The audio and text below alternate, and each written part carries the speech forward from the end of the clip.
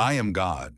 I watched him grip the steering wheel that night, his chest heaving with grief, his heart so heavy that he believed the only escape was death. He had already decided the method fentanyl, a quiet overdose, a final surrender. But then before he could act, his nephew overdosed first on the very same drug. The casket lowered into the ground was not his, but the boy's. I let him see what could have been. I shook him to his core, because my mercy often looks like heartbreak before it looks like healing. He thought he was planning his own end, but I was already planning his new beginning.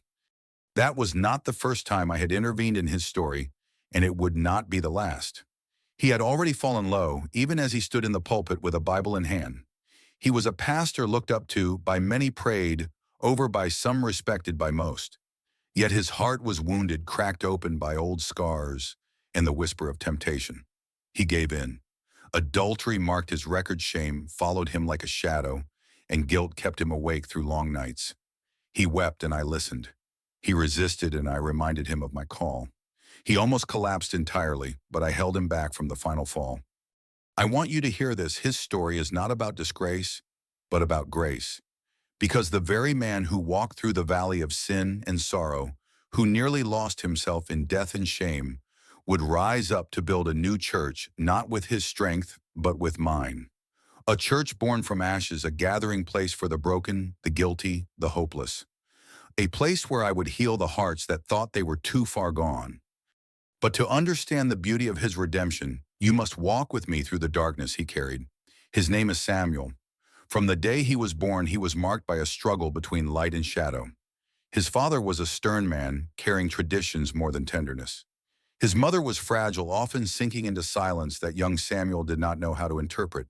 He grew up in a neighborhood where crime was not a stranger and poverty shaped choices more than dreams did. Even as a boy, Samuel longed for something more. I heard his whispered prayers late at night when he thought no one was listening.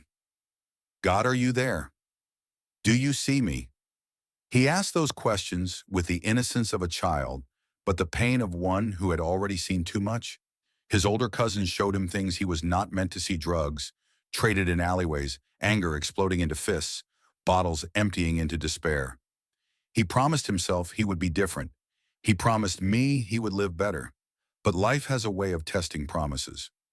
By the time he was a teenager, Samuel had already discovered alcohol, already lit. His first cigarette already craved the kind of attention from girls that numbed his loneliness. He did not yet understand that what he was chasing was love, and that love was standing at the door of his heart, knocking, waiting for him to open. I called him gently over and over. In quiet moments when he stood under the night sky staring at the stars, I whispered, "You are mine." And sometimes he believed me. Other times he turned away, drowning my voice in noise and chaos. But I never let him go. As he entered adulthood, Samuel carried both the pull of the street and the tug of my spirit. He would attend church some Sundays, his hands lifted, tears in his eyes, but then walk back into old patterns by Monday. That tug of war nearly tore him apart.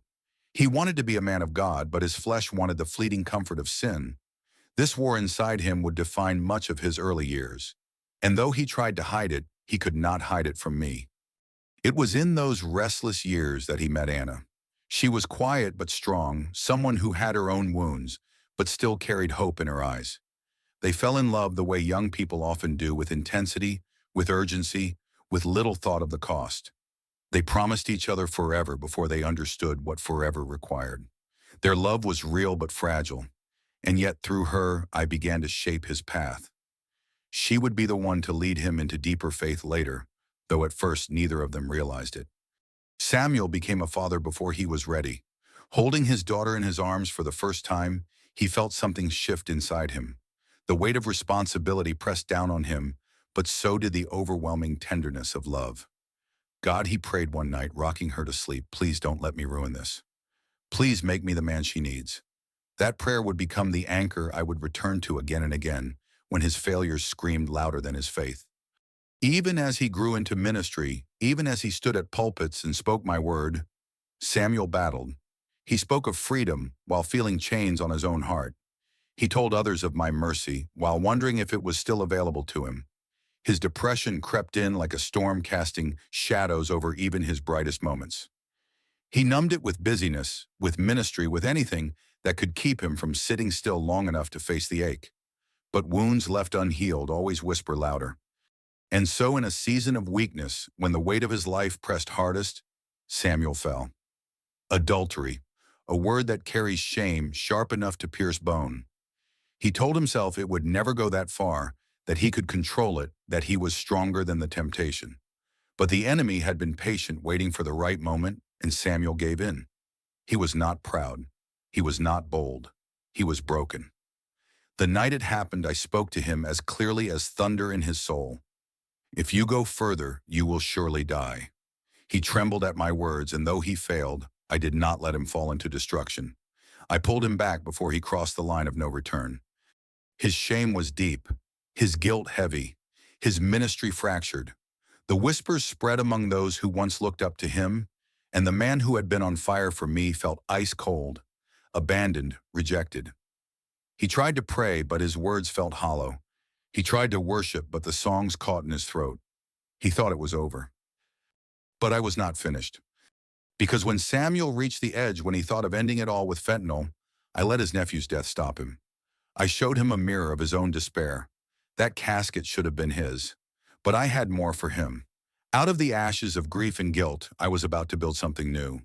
A church, a ministry, a refuge not for the perfect, but for the broken. This is Samuel's story. And as you listen, remember his story might just echo your own. Samuel sat in the back row of the small church, the same one where he had once preached with fire in his voice. Now he could hardly lift his head. He felt every glance, every whisper. The sanctuary was filled with the sound of worship voices, raised hands lifted. But to him it was like being underwater, muted, distant, suffocating. Anna sat 3 rows ahead of him, their baby in her arms. She didn't look back. She hadn't in weeks. Their conversations at home had dwindled to silence, to passing the baby back and forth, to mechanical words about groceries or bills. She had once been his closest ally, the one who stood beside him in ministry, the one who believed in him when he didn't believe in himself. But now her eyes carried a weight he couldn't bear to face, hurt, disappointment, and something worse, distance. I watched Samuel's heart wrestle with despair. He believed the lie that failure was final, that his calling had expired the moment he crossed the line. But I was still speaking, even if he couldn't hear me through the noise of his shame. The depression he had carried since childhood came crashing in like a storm. He remembered being just 5 years old, watching his mother spiral into darkness, unsure if she loved him or if she might harm him in her brokenness. He remembered swearing to himself he would never be like her, that he would be strong. Yet here he was, feeling weaker than ever. Nights became the worst. After Anna fell asleep, Samuel would lie awake staring at the ceiling, his thoughts heavy and relentless. "You're finished. You've ruined everything. Your daughter will grow up ashamed of you. You should just end it." One night, unable to bear it, he scribbled words on a notepad. "I'm sorry. I can't fight anymore. Tell her I loved her." He ripped the page out, folded it, and tucked it into his Bible. Then he sat in the dark kitchen, head in his hands, planning how to get fentanyl. I was there in that kitchen. I felt the tremble in his hands, the weight of his tears dripping onto the table. I let him think he was alone, but I was closer than his breath. The next morning his phone rang. The screen lit up with his sister's name. Her voice cracked as she said, "Sam, it's Eli. He's gone. They found him. Overdose. Fentanyl." The word hit him like a hammer. Fentanyl. The same poison he had chosen for himself. His knees buckled and he fell against the counter, the phone clattering to the floor. He wept not just for his nephew, but for the terrifying realization that the casket could have been his. At the funeral, Samuel stood by the coffin, staring down at Eli's still face.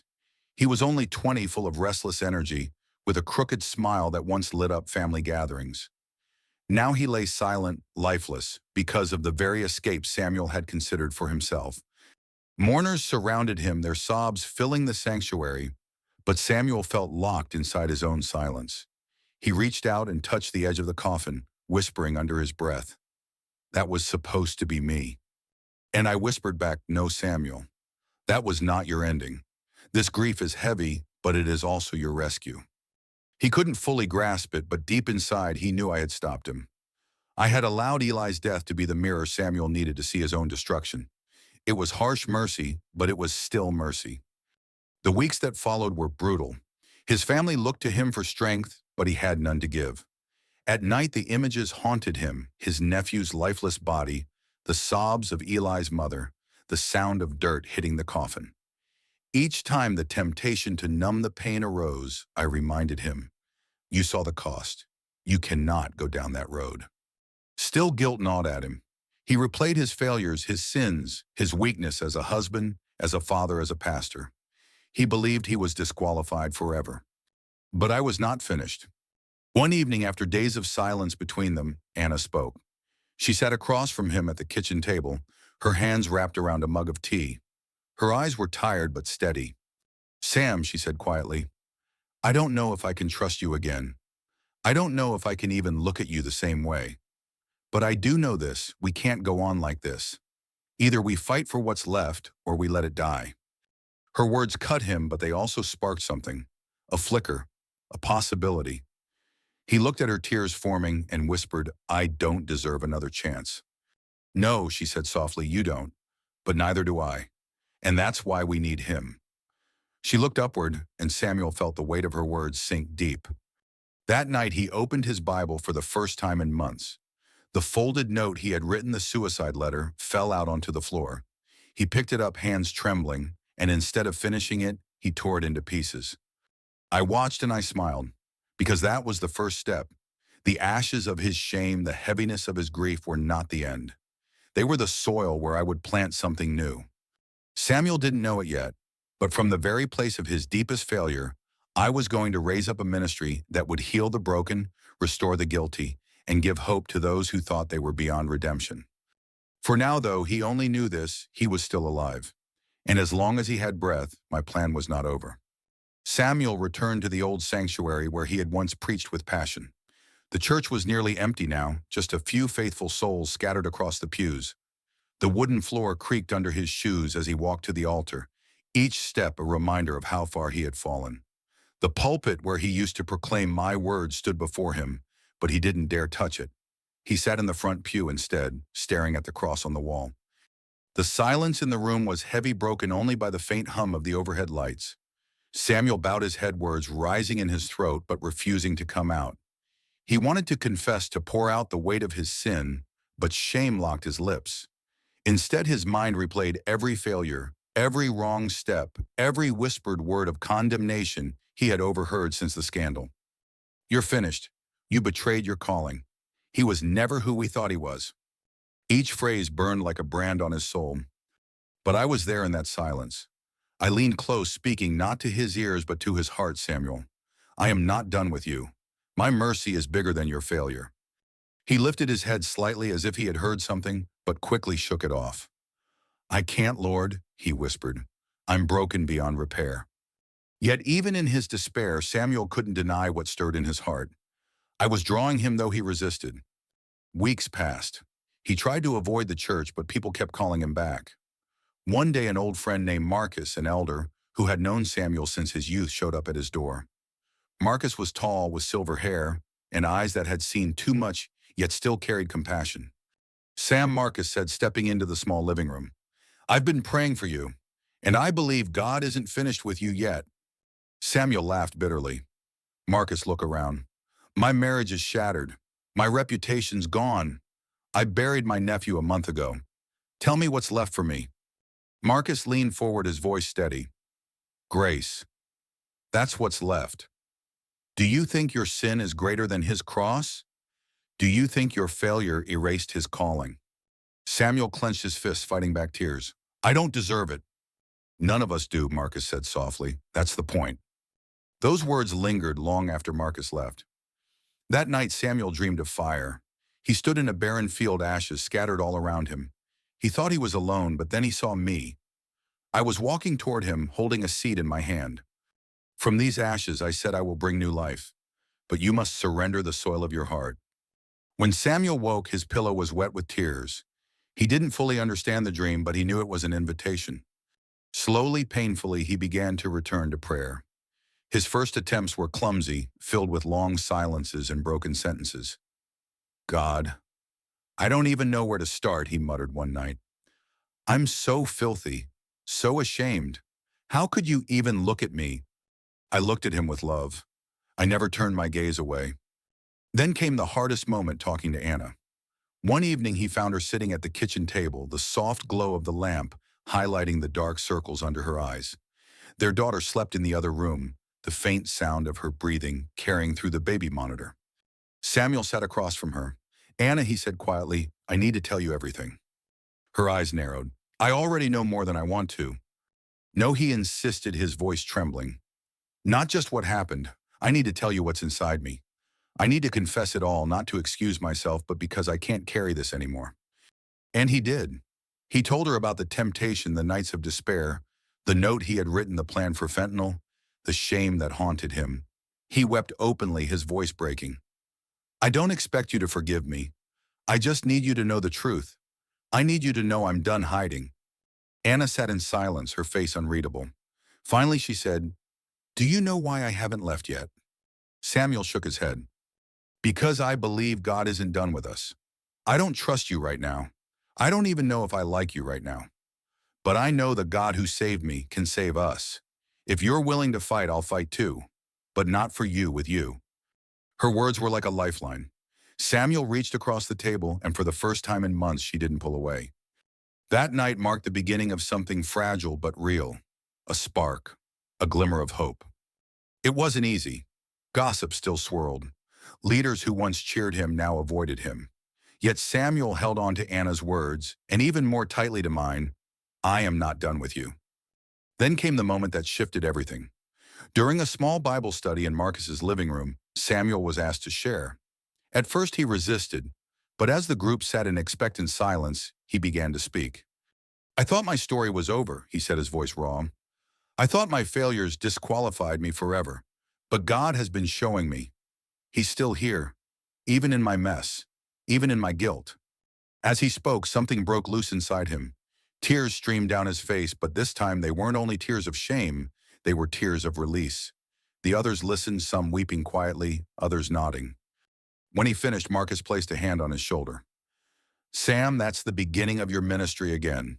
Not the polished sermons, not the stage, but the broken truth. People need that more than anything. And he was right. I would use Samuel's brokenness as the foundation for something new. A place where the guilty could find healing, just as he had. For now, Samuel only knew this: his ashes were no longer the end. They were the soil of rebirth. I watched the Wednesday nights gather like small campfires. Marcus's living room warm with lamplight, a crock pot humming in the kitchen, folding chairs creaking as neighbors sat shoulder to shoulder. The air held the friendly weight of coffee and casserole, and above the murmurs I breathed a simple charge into Samuel's heart. Start with one table, then watch what I set upon it. He opened a well-worn Bible to John 21. His voice was low but steady. Jesus asked Peter 3 times, Do you love me? Then he said, Feed my sheep. He paused, eyes bright with unshed tears. I don't have a pulpit anymore, he said, glancing at the chipped mug on the coffee table. But maybe this is a pasture. It was, because I was there. Denise came first, gray-streaked hair tucked behind her ears, fingers twisted with a nervous habit she learned in the waiting rooms of too many hospitals. Her son was in rehab, her daughter not speaking to her, her faith little more than a frayed ribbon tied around a stack of regrets. When Samuel asked, What would you like prayer for? The dam broke. I had an abortion in '79, she whispered. I've been in church 50 years and never said it out loud. I keep thinking God forgave me for everything else. Just not that. The room went still. Traffic hissed outside, a baseboard heater clicked, an old clock ticked once, twice. Then Samuel did the thing he feared most, and I wanted most. He told the truth. Denise, he said, voice trembling, I betrayed my vows. I wanted to die, and God did not let me. He didn't discard me. He came and found me. He lifted his hands empty. Shame is not the same as repentance. Shame locks you in a room. Repentance opens a door. I reached into her memory and turned on a light. Warmth moved through her shoulders like sunrise behind the ribs. She inhaled sharply, eyes wide. I feel lighter, she said, fingers uncurling. It wasn't theatrics. It was me. Where she had carried a gavel against herself, I took it from her hand. Harold came next, a Vietnam veteran with a tremor that made his coffee ring the saucer. He smelled of winter coats and old cologne, and the sadness of nights spent bargaining with the ceiling. I don't sleep, he admitted. I drink until the bottle puts me under. Then I wake up ashamed. Would you trust us with the bottle, Samuel asked. It was a quiet invitation, not a performance. Harold hesitated, opened his coat, and set a fifth of whiskey on the table. The glass clinked thin, fragile, and in the kitchen he poured it down the sink while the group prayed. The smell of rye rose sharp in the air, a bitter incense, and I answered with the softest miracle. That night he slept. Word spread the way it always does in neighborhoods, through back fences and grocery aisles, barber chairs and bus stops. Some leaders from Samuel's former church sent warnings through friends of friends. Don't start anything unauthorized, one message said. You'll only stir up confusion. Samuel didn't argue. He kept his eyes on me. I'm not recruiting, he told Marcus. I'm recovering. Anyone who wants to heal is welcome at the table. I enlarged the table. When the living room got tight, Anna cleared their small dining room at home. They set out mismatched chairs and a thrift store lamp. A white noise machine hummed in their daughter's room down the hall, and the sweet, clean smell of baby shampoo drifted through the air. Some nights they stepped around laundry baskets to make space for prayer. Holy things done between ordinary chores, that is a language I love to speak. One evening, a young mother named Kayla slipped in late khaki jacket, too thin for the weather eyes rimmed red. She carried a pharmacy bag in her purse that she didn't mean to show anyone. But burdens have weight. They slide into sight. After the study, she waited until the room thinned. I don't want to die, she said to Samuel, voice flat with exhaustion. I took something last week. Could have been fentanyl. Maybe was. I promised my mom I'd stop. I can't. Samuel's breath hitched. Grief rose like a standing wave. He told her about his nephew, the boy he loved like a son. How he too had once planned to end his life with the very poison that finally took the young man he'd tried to protect. I was going to do it the same way he said. And God told me no. He's telling you no too. Kayla stared at the pharmacy bag. I don't know how to live without it. You don't have to know everything, Samuel said gently. You only need to know your next step. She placed the bag on the table. He didn't touch it. He called a reputable clinic while Marcus stood nearby, and Anna wrote down a schedule of rides and meals. This is what redemption looks like when it's wearing shoes, phone calls, calendars, casseroles, and stubborn hope.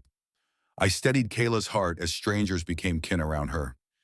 That night when Samuel finally slept, I woke him at the quiet hour before dawn and set a name in his spirit like a seed in Loam the Foundry. He sat up barefoot on the cool floorboards. The foundry, he whispered as if tasting the word. Where metal meets fire, I told him, and weakness learns strength. A church for the guilty where I temper their shame into courage. He told Anna over oatmeal steam rising like gentle fog. She lifted one eyebrow. A church for the guilty. He nodded, half smiling. Who else is left to save? They laughed and then they cried, because both knew the answer included them. I led them to a vacant upholstery shop 2 blocks off main cinder block walls, a roll-up door cement stained with old glue and oil. Dust floated in shafts of afternoon sun like tiny planets. It smells like work, Anna said, hands on her hips. It smells like a miracle, Samuel replied. Neighbors came with paint rollers and drop cloths. Teenage boys hauled out scraps of vinyl.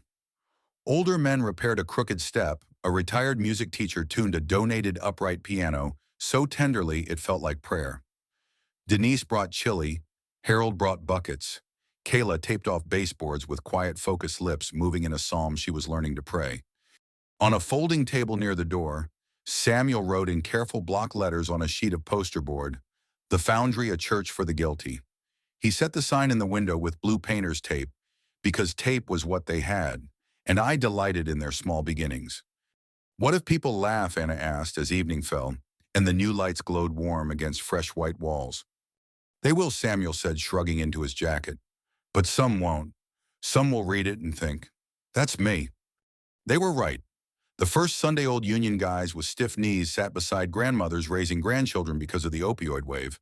A nurse still in scrubs slipped into the back row, hands chapped from sanitizer. A couple who hadn't looked at each other in months sat at an angle like bookends, trying not to touch.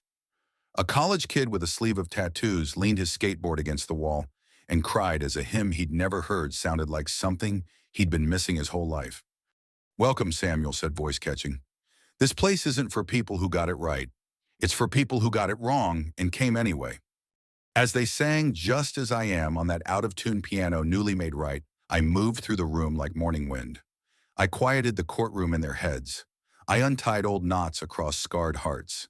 I put iron in the soul of the ashamed and honey on the tongues of the harsh. After the benediction, Samuel stood in the doorway, shaking hands under the homemade sign. A wiry man with a weathered face stopped, eyes wet. "Preacher," he said, clearing his throat, "if this is for the guilty, I guess you'll be seeing a lot of me." Samuel gripped his hand. "Then we're both in the right place. Because this is how I build, not from merit, but from mercy. Not from perfect resumes, but from redeemed ruins." I was not done with Samuel, and now everyone who found their way to that cinder block room would learn I was not done with them either. By the time autumn came, the foundry smelled of coffee and candle wax and the faint musk of old hymnals someone had donated from a shuttered chapel across town. Folding chairs made a clatter like cymbals when they were set up, and the upright piano wore a row of hymn numbers, hand-lettered on index cards. What began as a handful in Marcus's living room now filled every chair and overflowed into the doorway. Samuel still trembled some nights, afraid the past would shout louder than the present. What if they find out everything he asked, Anna, voice thick as he folded bulletins on their dining table? "They will," she said, placing her hand over his. "Because you'll tell them." And he did. Not in one dramatic sermon, but in pieces, as if truth were best digested, like bread broken by hand. He spoke of weakness and wandering, of dark nights and the voice that told him not to die. People leaned in not to gawk, but because they recognized themselves in his fractures. I hovered in their silences, knitting courage from vulnerability. One evening, Denise stood in testimony time, cheeks pink. For 30 years, I avoided communion. I thought if I reached for the bread, fire would strike me. She swallowed, hard eyes darting to the table where the small silver trays waited. But last week, when Pastor Samuel prayed over me, I knew Jesus wasn't angry anymore. I took the bread, I drank the cup, and I didn't burn. She laughed, half sob, half song. I was healed. The congregation clapped, some awkwardly, some through tears. Healing rarely looked like lightning. It looked like Denise's smile that week at the grocery store, head held a little higher. Harold testified too, holding his hands out, palms up. "First time in 50 years I woke up without shaking." He had begun teaching a Sunday morning class for men who'd lost wars no one had written down. They sat in a circle, some with canes leaning nearby, talking about fear and prayer and grandchildren. The foundry gave them permission to be both tough and tender. Kayla's progress was jagged but real. She missed some nights, then returned with eyes swollen from crying. Each time Samuel welcomed her with no ledger in his hand. "You made it back," he'd say, and that was enough. Slowly she believed it was true. Relapse was not exile. From the back row one Sunday came a whisper, almost lost in the shuffle of coats. I thought God was done with me. The words hung like fragile glass. Then another voice, steadier, "Me too." And another, same. A murmur spread, not gossip, but confession. And in confession, I breathed freedom. Samuel began teaching through the Psalms, letting the raw honesty of David's songs normalize the cries of his flock. This book, he told them, holding the Bible aloft, is not a record of sanitized saints. It's the diary of desperate people who found out God listens. The foundry grew not just in numbers, but in soul. They started a food pantry in the corner room where fabric scraps once lay. Harold organized the shelves, labeling cans with tidy script. Denise knitted scarves for the homeless.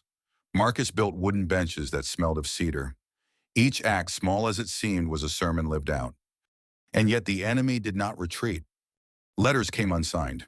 "You have no right to lead. Adulterers don't plant churches. This house will fall." Samuel read them in the quiet of his study knuckles, white shame crawling like an old snake. One night he crumpled a letter and whispered, "Lord, maybe they're right." I answered, as I always do, with remembrance. I set before him the memory of his nephew's funeral, the moment he had stood at the casket and realized he was still alive, because I had intervened. I replayed Kayla's trembling hands setting her pills on the table. I whispered Denise's laughter, Harold's steady palms. "Look at what I have built with your ashes," I said. "Would you call them counterfeit?" Tears streaked his cheeks. No, Lord, they are yours. Then so are you. The next Sunday he brought the letters unopened and dropped them in a shoebox. He set the box at the altar. These are the accusations, he told the congregation, but Jesus has already answered them. If anyone here still wonders, this church is not about my record. It's about his. The people stood one by one, walking forward to drop scraps of paper with their own accusations, self-written, secret-shamed. Unfit mother, coward, addict, cheater, worthless. Soon the shoebox brimmed with confessions. Samuel closed it, carried it outside, and set it in the metal trash barrel by the curb. They watched as flame consumed the words. Smoke rose into the night sky like incense. A boy of 10 tugged his grandmother's sleeve. Grandma, he whispered, it looks like our sins are going to heaven. She smiled, eyes wet. Yes, baby. Yes, they are. Inside, the piano struck a chord, voices rose, and the guilty sang free. Because this is how I move, not sparing my children from fire, but standing with them in it until the very blaze becomes their testimony. The foundry was no longer just a name. It was the truth. Snow fell heavy that winter, muffling the city in silence. Streetlights turned halos in the flurries, and every breath in the air was a cloud. The foundry had no insulation worth speaking of, so Samuel preached in his coat breath, visible with every word. Yet people still came stomping boots at the door, wrapping scarves tighter drawn not by comfort, but by warmth of another kind. Pastor Harold said one night, hauling in a space heater older than most of the choir, this thing might not be safe, but it'll keep toes from freezing off. The congregation laughed, and Samuel's heart loosened. I had given them joy, and joy was heat enough. But in the quiet after services, the ache returned. Samuel sat alone with his Bible open to John's gospel finger, tracing the words, "Do you love me, feed my sheep?" He whispered aloud, "I do love you, Lord, but I failed you." Again and again. His chest burned with the weight of his nephew's death, the adultery, the accusations still echoing, even though they had burned the letters. Anna found him there, shoulders bowed like a man carrying a boulder. "Samuel," she said softly, setting down 2 mugs of tea, "you keep talking as if your story disqualifies you. But maybe your story is the very reason God called you to this." He looked up, eyes wet. "You think he can really use this mess?" She smiled, small but steady. "Honey, I think he already is." Her words were true, for I had not wasted a single shard. The very cracks became windows through which my light poured. The foundry became known not for flawless sermons, but for honest ones. Samuel spoke of the nights he'd nearly ended his life, and heads nodded in silent recognition. He confessed how temptation had clawed at him, even as a pastor, and people wept not in judgment, but relief that holiness did not mean pretending. One Sunday, Kayla shuffled forward after service, clutching a folded note. "I don't know if this belongs here," she mumbled, handing it to Samuel. Later at home, he unfolded the paper. "I flushed the pills today. I'm still scared, but I want to live. Thank you for not giving up on me." Samuel pressed the note to his chest and whispered, "Thank you, Lord. You're still doing miracles." Yes, I was. Each testimony became a brick, each healed wound a beam, until the house of faith rose stronger than any storm. Still shadows prowled. One evening, Marcus entered Samuel's office, face grim. "Word's out. Folks from your old church are telling anyone who'll listen that the foundry is built on lies, that you're a wolf in shepherd's clothing." Samuel closed his eyes, pain stabbing like ice. "Maybe they're right," he whispered. But I stirred his memory. The shoebox of accusations turned to smoke. The boy who said sins looked like they were flying to heaven. "Samuel," I said, "into the marrow of his bones a wolf devours. But you are feeding my sheep. Do not mistake scars for fangs." The next week he preached on Peter, the disciple who denied me 3 times, yet whom I restored beside the sea. If Jesus can look Peter in the eye after the rooster crowed and still say, "Feed my sheep," Samuel told them, then maybe he can look at me and at you and say the same. The congregation rose in applause, not for Samuel, but for the God who writes redemption across broken pages. Anna led worship with trembling voice, singing the old hymn, "Great is thy faithfulness." People joined voices, ragged and real. Denise wept openly. Harold lifted both hands, though his shoulders ached. Kayla sang louder than her fear. The room shook with sound, and I bent low to dwell among them. For what is a church but a gathering of the guilty washed and warmed by grace? And Samuel, once convinced his failures ended, his calling began to see the truth. It was precisely his failures that made him the right shepherd for the wounded I was sending. One night as he locked the doors after service, snow crunching under his boots, he whispered to the night air, "Lord, if you're still with me, I'll keep going, even if it's just for one more lost soul." I answered with silence, but it was the silence of peace, not absence. And Samuel walked home lighter, knowing I was not done. The night was still when Samuel sat alone in his office. Bible open, but unread, the low hum of the heater filling the silence. Outside, the city was restless, but in here, time felt suspended. He thought of his nephew gone by the very poison Samuel once considered his escape. He thought of the woman whose presence nearly ended his ministry. He thought of every accusation, every whispered condemnation. And then with trembling hands he whispered, "God, why me? Why not someone better, cleaner, unmarked by shame?" I leaned close, my voice not thunder, but a whisper soft enough to break him open, because the guilty know the weight of chains, and the guilty, when healed, know the value of freedom. Tears blurred his vision, dripping onto the page of John's Gospel. He clutched the book not as a scholar, but as a drowning man holding a plank of wood.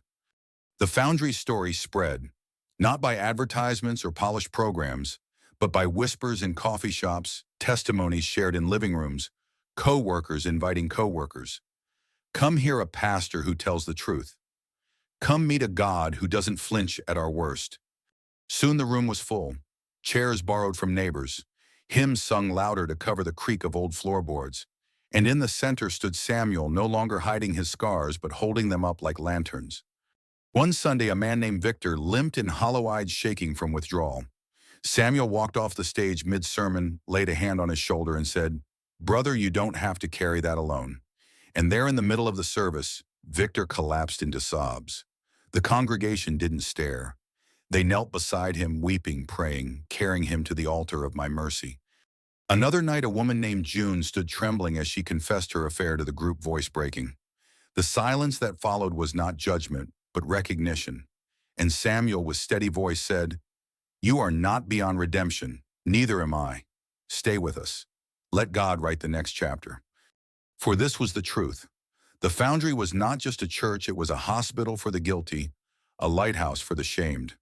Every service smelled of brokenness and grace. Every prayer sounded like chains falling. Anna, who once feared her husband would never return from the darkness, now watched him rise each day with new strength. She sang with conviction, not because life was easy, but because love had proven stronger than betrayal. Their marriage, once splintered, now stood like oak, scarred, but unshaken. One winter evening, Samuel returned to the spot where his nephew had been buried. Snow lay heavy on the stones, muffling every sound. He knelt, brushing frost from the name etched in granite, whispering, "I'm sorry I wasn't there. I'm sorry you carried it alone." His chest ached with grief, but he didn't leave empty. "Because I met him there." Samuel Warther whispered in the marrow of his grief, "Your nephew's story is not wasted. His death became your awakening. From his ashes I built a sanctuary. From your guilt I built a pulpit. From your despair I lit a fire." Samuel pressed his forehead to the cold stone and breathed, "Then let my whole life preach this one truth: no one is too far gone." And so it was. The Foundry became more than a place. It became a testimony. People who once believed they were beyond my mercy now found themselves lifted, healed, renewed. The guilty became singers of grace. The shamed became storytellers of redemption. And I, the God who sees, delighted in the sound of their worship. Samuel never called himself perfect. He never stood without trembling. But that was his strength. He knew his need. And so my strength filled the gaps. In the end, Samuel realized the miracle was not that he survived the storm. The miracle was that the storm itself became the soil where new life grew. To you listening now, I say, your scars are not disqualifications. Your shame is not the end. Bring it to me and I will turn ashes into altars, failures into foundations. Stay with the story. Let me finish what I started. And if these words touched you, share them. Someone you love may be carrying chains in silence.